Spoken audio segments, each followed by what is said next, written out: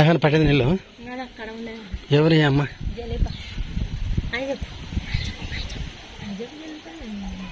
ఏమట్లా సిగ్గు పడుతుంది మా జయం నిండే అప్పటి కడ తీసుకున్నాను ఈ కడ తీసుకున్నా రెండు నిండేవు కదా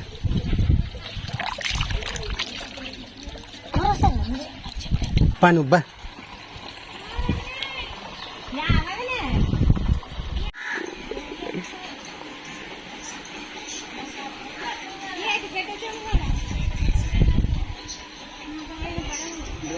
చెవులు ఇప్పుడు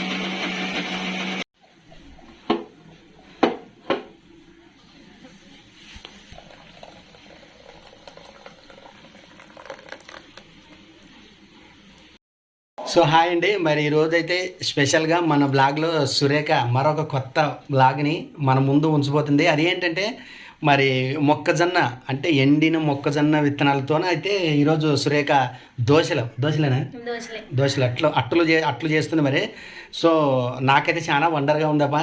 మరి మీకు ఎలా ఉందో ఖచ్చితంగా అయితే కామెంట్ సెక్షన్లో కామెంట్ చేయండి.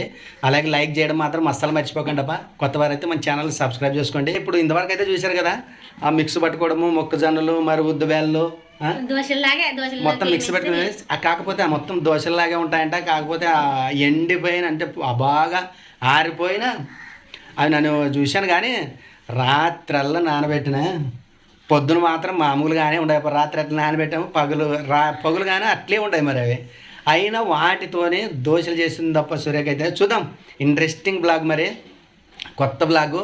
ఒకవేళ మీరు ఎప్పుడన్నా చేసుకొని తింటే కూడా కామెంట్ సెక్షన్లో కామెంట్ చేయండి. మరి మా బ్లాగ్ ఎలా ఉందో కూడా కామెంట్ సెక్షన్లో కామెంట్ చేయండి. ఓకే ఫ్రెండ్స్, మరి మనం అయితే ఇప్పుడు బ్లాగ్లోకి అయితే వెళ్ళిపోదాము. ఓకే సురేఖ,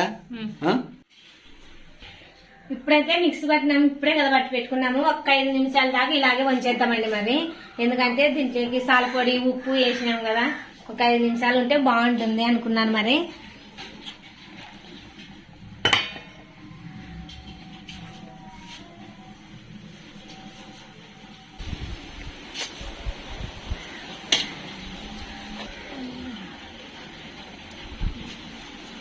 ఒకటి మీద ఒకటి ఆరేస్తారు.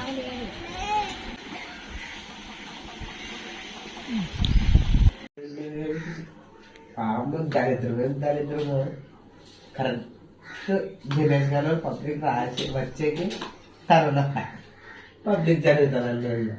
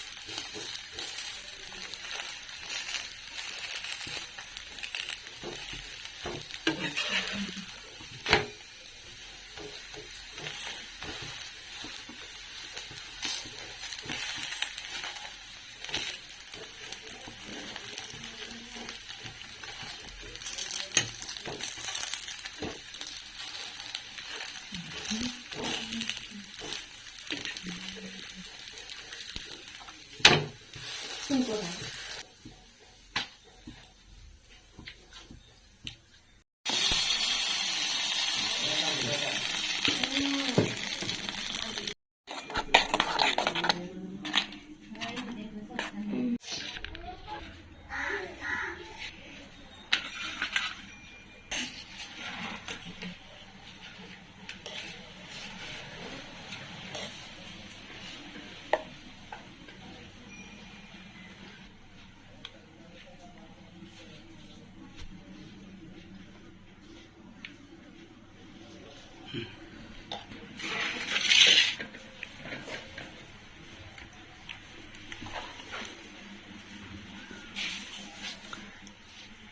ఎట్లుండదు?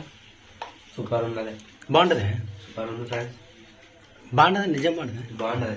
చట్నీ ఉప్మా ఇదినే సరిపోయామంట. వేసాం. ఎట్లుంది? బాగుంది, బాగుంటుంది. తెలిసినాక నువ్వు కూడా తిని ఇంకా అసలు ఇట్లా ఉంటావని అనుకోలేదండి.